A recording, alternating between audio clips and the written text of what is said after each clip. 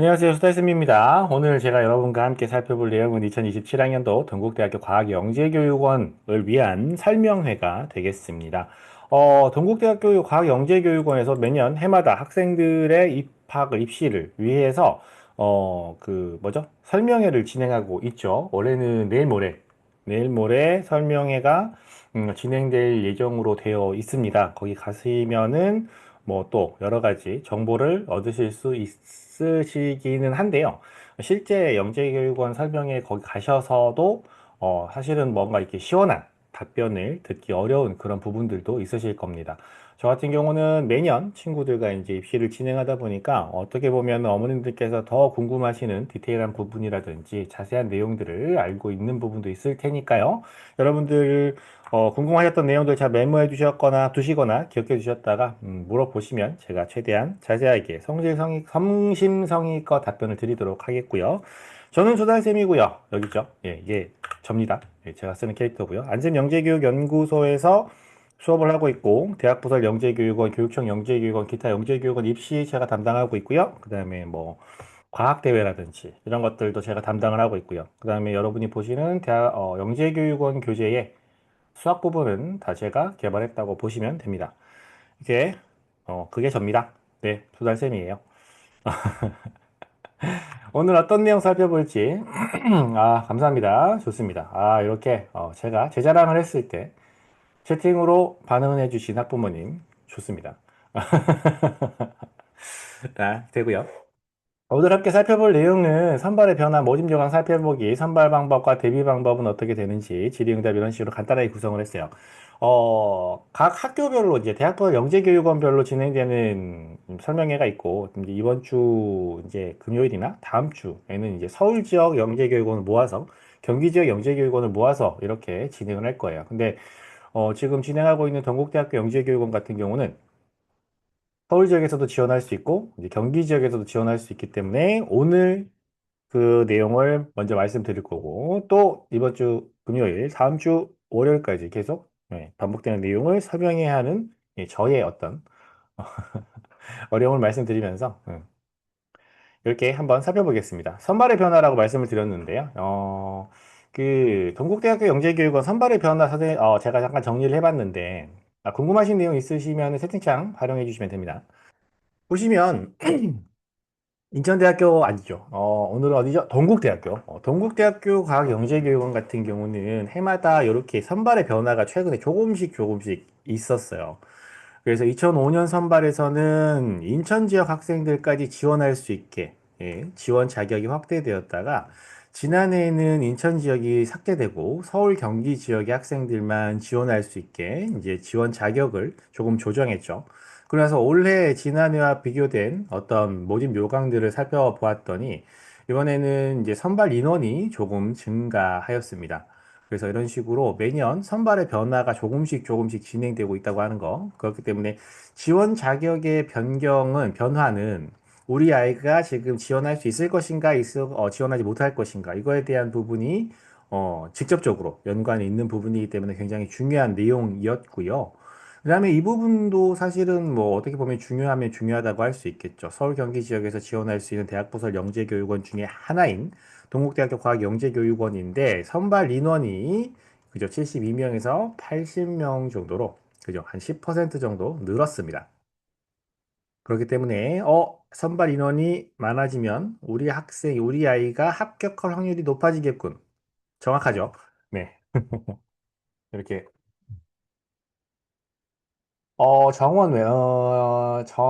사회적 배려 대상자는 정원 외로 선발되는 걸로 알고 있어요. 정원 외. 요거는 한번 봐야 될 것 같은데요.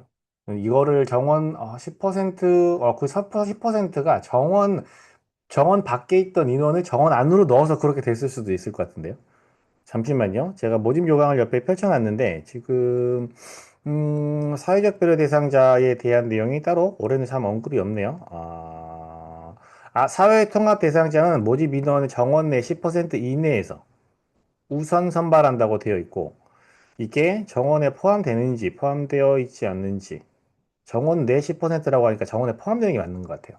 정원 내 안쪽에 사회적 배려 대상자가 포함된 상황이 맞습니다. 네.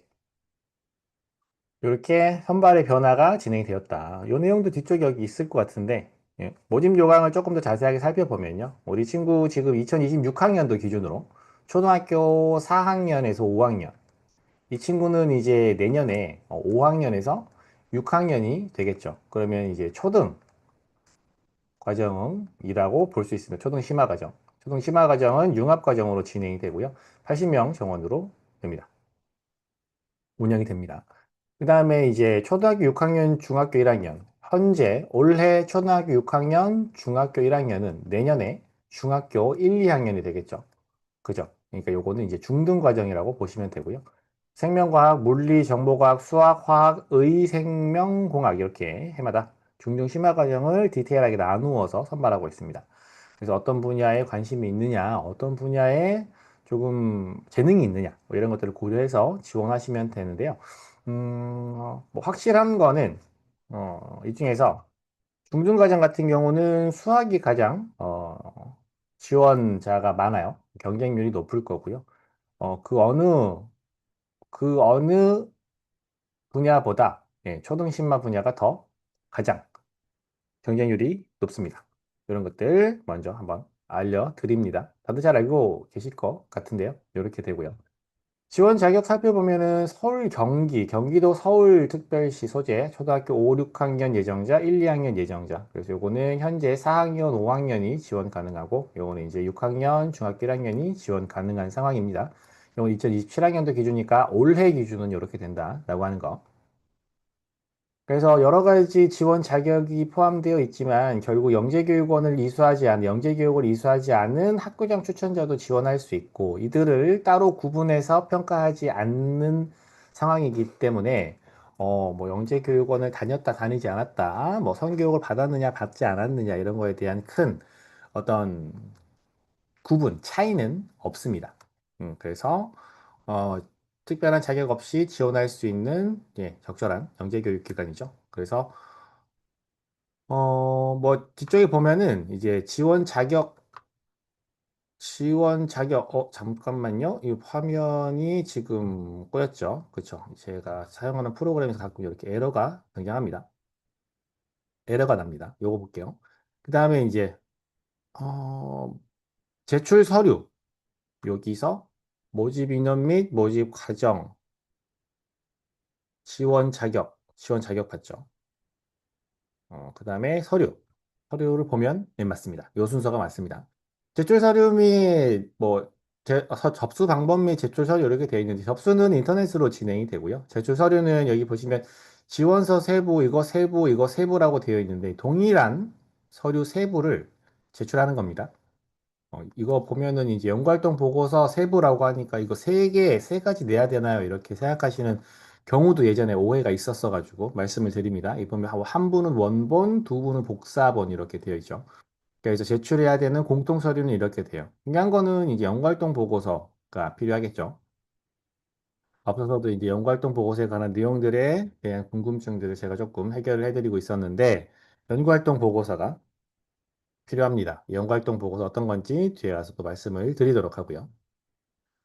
어, 요거 이렇게 지금 페이지가 꼬였는데 같은 내용이죠. 위에 거랑 같은 내용이라서 요거는 이렇게 확인하고 넘어가면 될 것 같습니다. 연구활동 보고서 제출을 해야 한다. 음, 선발 방법은 1차 전형과 2차 전형으로 구분이 되어서 1차 전형이 진행되고 나면 전체 합격자의 1.5배 혹은 2배수 정도 되겠네요.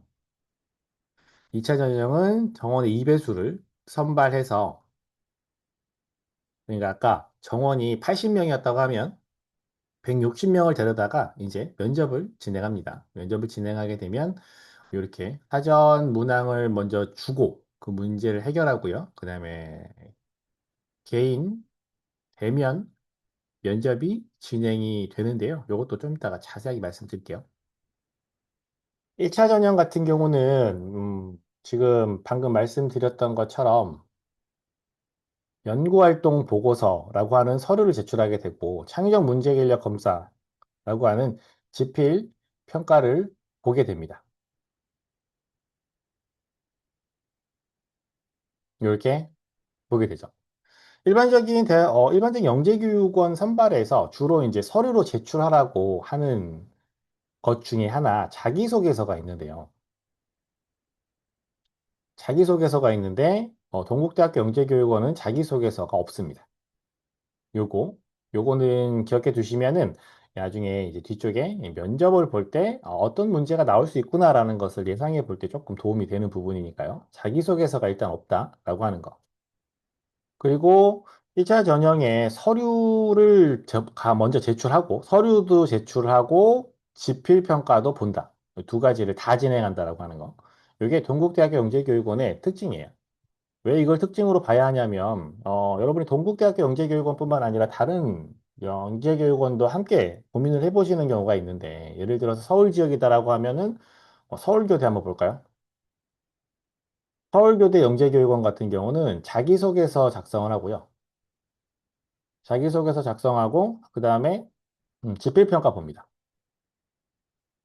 그죠? 이렇게 서류와 시험을 보죠. 가천대 볼까요? 가천대. 가천대 영재교육원은 뭐 있죠? 집필도 없고 그냥 뭐만 있어요? 달랑 서류만 제출합니다. 그죠? 이 서류가 여기 있는 연구활동 보고서처럼 이 산출물이거든요. 산출물이에요. 지필평가만 준비하거나 산출물만 준비하거나 둘 중에 하나에 집중해서 영재교육원을 준비하는 게 더 효과적일 수 있는데 동국대학교 같은 경우는 산출물도 필요하고 시험도 준비해야 되니까 어떻게 보면은 준비하는 노력이 두 배가 든다라고도 볼 수 있거든요. 그렇기 때문에 영재교육원을 지원할 때 한 군데를 더 지원해서 합격 확률을 높이는 것도 좋지만 현재 우리 친구가 가진 어떤 능력, 재능, 뭐 스펙이라고 하면 좀 그렇고 어떤 경험을 했느냐, 우리 친구가 했던 경험이라든지 우리 친구의 어떤 특징, 장점, 그다음에 시간 안에 이런 것들을 준비할 수 있느냐 이런 것들을 고려해서 이제 지원할 것인가 말 것인가를 고민을 해야 되는 부분입니다. 그러니까 그렇죠. 뭐 서류, 이게 보고서 같은 거를 작성하기가 어려운 상황이다. 그렇지만 열심히 공부를 하고 있었기 때문에 지필평가는 한번 도전해보고 싶다라고 했을 때는 연구활동 보고서의 비중이 높은 동국대보다는 서울교대 같이 지필평가 위주로 학생들을 선발하는 영재교육원이 더 수월할 수 있습니다. 경쟁률은 더 높을 수 있겠죠. 지필평가는 지금까지 꾸준히 준비한 것은 없지만 여러 가지 대회에 출전한 경험도 있고 우리 친구가 평소에 탐구나 발명이나 이런 것들 좋아해가지고 뭔가 내볼 만한 산출물이 있다. 라고 하면 산출물로 주로 평가하는 가천대를 노려보는 게 더 가능성이 높을 수도 있습니다. 동국대학교 같은 경우는 그 두 가지를 모두 다 평가하기 때문에 반대로 생각해 보면 이 두 가지를 모두 완벽하게 높은 수준으로 준비하고 있는 학생들은 그만큼 수가 적겠죠. 그죠? 서류도 완벽한 산출물을 가지고 있고 지필평가도 높은 평가를 받을 만한 그런 실력을 가진 친구들은 많이 없을 수 있습니다. 그렇게 생각해 보면 어느 정도의 실력만 충분히 보여준다면 합격에 가까울 수도 있을 거다라고도 생각을 해볼 수가 있겠죠. 이런 것들을 고려했을 때 우리 친구가 전형 방법, 어떤 식으로 학생들을 선발하느냐, 평가하느냐에 따라서 지원을 할 것인가 말 것인가, 어떤 곳에 더 힘을 줄 것인가, 이런 것들을 미리 결정해 보고 선택할 수 있습니다. 2차 전형에서 사전 문항 공개해서 이제 지필평가처럼 이제 문제 풉니다. 그리고 가서 대면 면접을 봅니다. 이것도 제가 녹화 끝나면 좀 더 자세하게 말씀드릴게요. 이렇게 진행이 되고요. 연구활동 보고서는 어떤 형식입니까? 작년에는 여기에 가운데에 크게 이제 동국대학교 로고가 박혀 있는 그런 연구활동 보고서의 표지였는데 올해 바뀌었네요. 여기 밑에 이제 영재교육원 로고가 들어가고 여긴 비었어요. 어떤 식으로 연구활동 보고서를 작성해야 됩니까? 이 부분 자세하게 뭐좀 더 자세하게 보시고 싶으신 분은 제 블로그나 카페에서도 요거 뭐죠? 모집 요강을 업로드해 두었고 아니면 직접 영재교육원 홈페이지에 가시면 다운받아서 직접 보실 수 있으시니까요.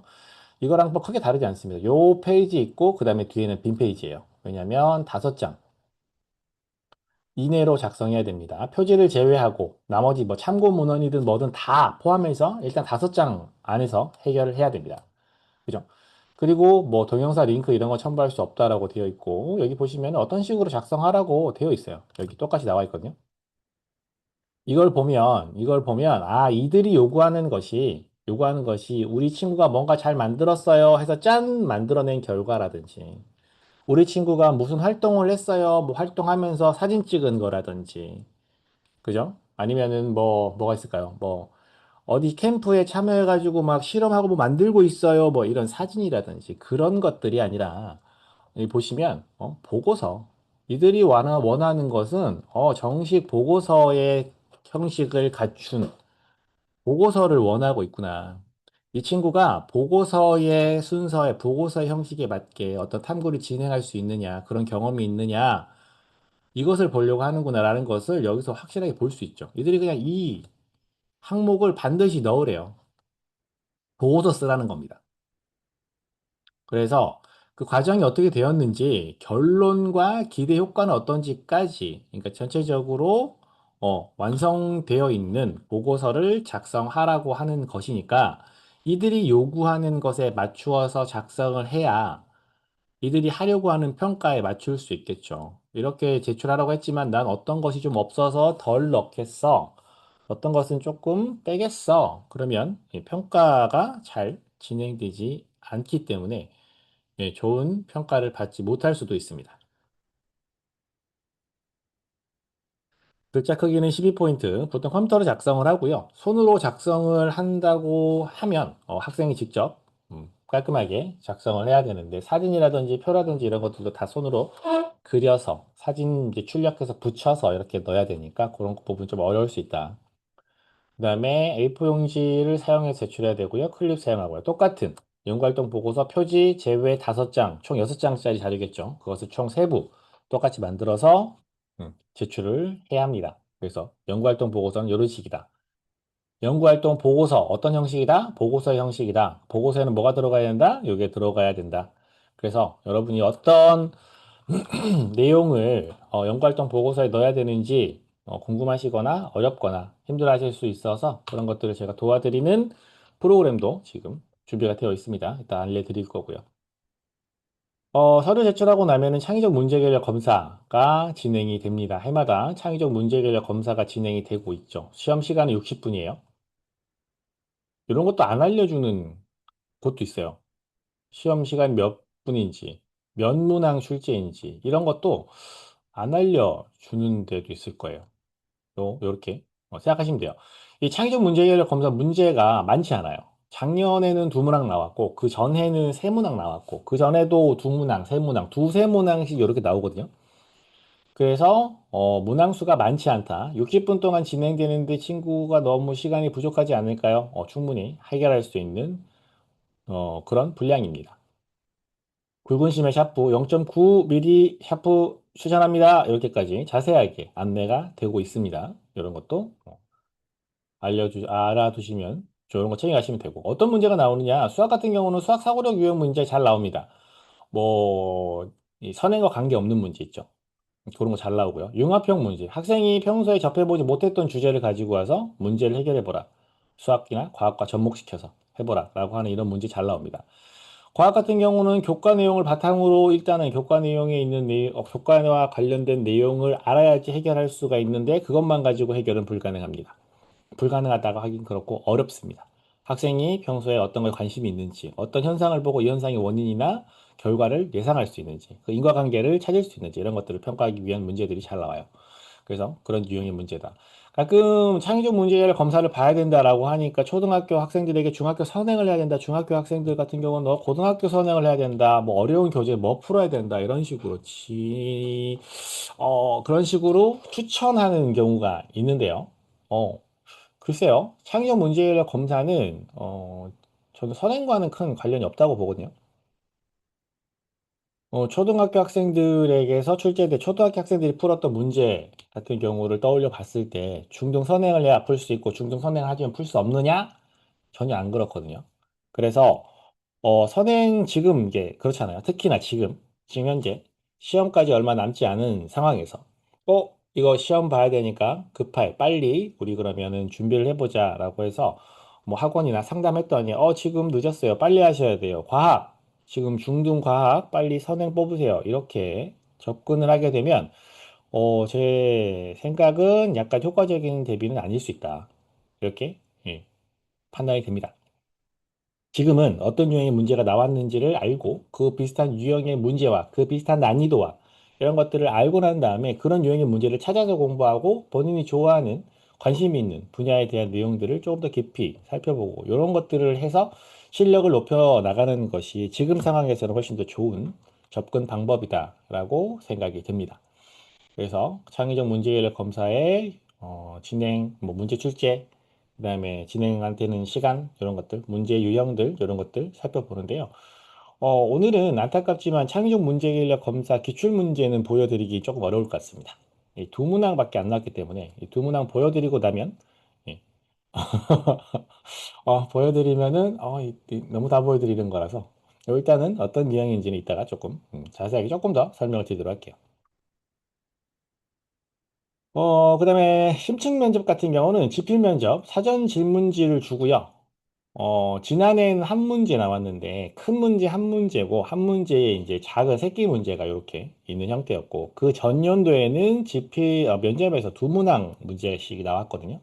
이런 식으로 두 문제 나왔다가 한 문제 나왔다가 한 문제를 크게 키웠다가 작게 줄여서 두 문제를 냈다가 이런 식으로 약간의 그런 어, 변화는 있습니다. 그리고 그거 이제 하고 나면은 가서 대면 면접 이렇게 진행이 되는데 대면 면접에서 앞에서 말씀드렸는데 동국대 영재교육원 같은 경우는 자기소개서 제출이 없단 말이죠. 그럼 자기소개서에서 평가하지 못한 어떤 학생의 인성이라든지 학생의 어떤 의지라든지 과제 집착력이라든지 뭐 이런 관심, 흥미 이런 것들을 실제 면접에서 확인하려고 노력하겠죠. 자기소개서에 작성해야 할 내용들을 여기서 직접 여기서 확인하려고 할 겁니다. 그러면 면접 대상자가 된 친구는 그것에 대한 내용을 준비해야겠죠. 그래야 면접에 합격 확률이 높아집니다. 연구활동 보고서를 제출했으니까 그것에 대한 내용도 질문이 나옵니다. 본인이 한 탐구라면 큰 어려움이 없겠지만 급하게 진행했던 탐구고 학생이 잘 모르는 내용의 어떤 자료가 보고서에 들어가 있다, 연구활동 보고서에 들어가 있다면 면접에서 체크가 될 수도 있기 때문에 이런 것들은 면접 대비해서 잘 준비하셔야 됩니다. 1단계, 2단계 나누어서 이제 제가 선발되는 방법을 안내해 드렸죠. 연구활동 보고서, 창의적 문제 해결력 검사 해서 1단계에 이제 진행이 되고 나면 이제 걸러져서 총 전체 합격생의 2배수 정도가 면접 대상자가 될 건데 면접 대상자가 되면 이런 방식으로 면접이 진행된다라고 하는 거 안내를 드립니다. 이런 것들을 함께 준비할 수 있는 프로그램들이 준비가 되어 있어요. 연구활동 보고서에 어떤 내용이 들어가야 되는지 잘 모르겠다. 보고서 어떻게 써야 되는지 모르겠다라고 하면 이 자유탐구 특강이라고 제가 미리 찍어 놓은 강의가 있습니다. 교재 강의 이제 받아보시면 어떻게 탐구 주제를 정하는지, 탐구 보고서 어떻게 쓰는지, 어떻게 진행하면 과학적인 탐구 과정인지 보고서 예시도 있고 하니까 활용하시면 되고요. 본인이 가지고 있는 어떤 탐구했던 경험이라든지 자료가 연구활동 보고서로 작성하기 적절한가? 그 다음에 요거 좀 더 높은 좋은 평가를 받기 위해서는 어떻게 해야 되느냐? 저랑 같이 준비해 보시는 프로그램도 지금 진행이 되고 있습니다. 그래서 이렇게 저한테 보내주시거나 신청하시면 일단 제가 기본적인 양식들 보내드리고 예시 자료 어떻게 작성해야 되는지 보내드리고 그런 것들 보고 작성해 주시면 이제 제가 잘 됐다. 그 전에 이제 이 주제 괜찮은가요? 안 괜찮은가요? 이렇게부터 진행하실 수도 있고요. 해서 직접 같이 확인을 해보실 수도 있습니다. 다음에 준비해야 될 게 창의적 문제인력 검사 지필평가죠. 지필평가 보시면은 이제 초등, 중등 이렇게 구분해서 강의가 기출 문제와 예상 문제로 나누어서 진행이 되고 있습니다. 보시면 아시겠지만 지금 제가 보내드리는 자료는 2022년 자료부터 2026년 자료까지만 지금 이렇게 보내드리고 있어요. 예상 문제도 같이 좀 넣어서 보내드리고 있으니까 어, 확인해 보시고 어떤 문제가 나왔는지, 어떤 유형의 문제가 나왔는지, 어떤 정도의 난이도인지, 이 정말 선행을 해야 되는지, 하지 말아야 안 해도 되는지 이런 것들을 또 확인해 보시는 그런 좋은 자료가 될 겁니다. 그래서 이렇게 쭉 자료 보내드리고 있으니까요. 요 프로그램도 강의는 기출 문제이거든요. 기출 문제는 매년 나왔던 문제 들어가 있어요. 그래서 선발할 때 나왔던 문제, 두 문제 또는 세 문제, 이렇게 실제 창의적 문제를 검사에서 출제가 됐었거든요. 그러니까 그 정도 고 문항도 그대로 들어가 있고 나머지는 예상 문제 이렇게 되어 있습니다. 보시면 2022년부터 26년까지 제가 계속 강의를 진행하고 있었잖아요. 예. 그래서 충분히 경험이 있는 아저씨다. 이렇게 말씀드립니다. 이렇게 해가지고 연구활동 보고서 준비하시고 창의적 문제인력 검사 이제 대비하셔가지고 합격을 했다, 면접 대상자가 됐다라고 하시면 저랑 또 이제 면접 특강을 진행하실 수 있습니다. 면접에서 나왔던 문제들 요렇게 5회 모아놨는데 요거 지난해 강의 공지거든요. 그러면 이제 올해 강의가 또 이제 들어가서 6회가 들어가게 되면 전체 이제 10강 정도로 진행되는 강의인데 아침에 앞에서 말씀드렸던 것처럼 기출 면접에서 이제 나온 문제가 한 문제 혹은 두 문제 이렇게 되다 보니까 총 뭐 10회, 10강이다라고 해도 그 분량이 매우 많지는 않습니다. 그래서 이렇게 어떤 문제가 나왔는지 기출 문제 확인해 보시면서 면접에서는 이런 질문들이 나오는구나 확인해 보실 수 있고 그다음에 연구활동 보고서라든지 자기소개서 작성하지 않았기 때문에 학생 개개인에게 나올 수 있는 질문들 그럴 때는 어떤 식으로 대답을 해야 되는 것이 좋은가 저랑 같이 실전 모의 면접 온라인으로 이렇게 저랑 줌으로 진행하는 면접 프로그램도 준비가 되어 있어요. 실제로 제 면접 되게 잘 붙이거든요. 이제 우스갯소리로 학부모님들한테 말씀을 드리는데 시험만 잘 봐서 면접 대상자만 일단 만들어서 오세요. 그럼 제가 면접은 어떻게든 붙여드릴게요. 이렇게 말씀을 드리는데 심층 면접에서도 나오는 문제를 접하고 가는 게 효과적이고요. 그 다음에 그걸 바탕으로 해서 또 개인적인 질문들이 있죠. 학생들에게 뭐 연구활동 보고서를 제출했다면 그 연구활동 보고서를 보고 면접관들이 학생에게 어떤 질문을 할 수 있을지를 먼저 한번 듣고 어떻게 답해야 될지를 생각해서 가면 그것을 그 면접장에서 바로 처음 질문을 받았던 학생이랑 질문에 대한 대답의 퀄리티가 달라질 수밖에 없어요. 그래서 그런 것들을 미리 접해보고 가는 것이 효과적이다. 그래서 이런 프로그램도 준비가 되어 있다라고 하는 거. 단계별로 제가 도움을 드릴 수 있는 프로그램들은 다 준비해 두고 있으니까 이렇게 준비해 보시고 준비하고 난 다음에 시간이 좀 남아서 다른 내용들을 더 공부하거나 어떤 걸 조금 더 보충하고 싶은데 어떤 걸 해야 되느냐라고 하는 부분도 궁금하신 내용이 있다면 문의를 주세요. 그러면 제가 지금 상황에서 어떤 것들을 하는 것이 효과적입니다. 이렇게 충분히 잘 설명을 드릴 수가 있습니다. 네. 그래서 이렇게 해서 영재교육원 설명회 올해 동국대학교 과학영재교육원 설명회에 관한 내용은 이렇게 마무리가 되고요. 일단 녹화 여기서 한번 끊고 이어가도록 하겠습니다. 자, 이렇게 녹화용으로 참석해 주셔서 감사합니다.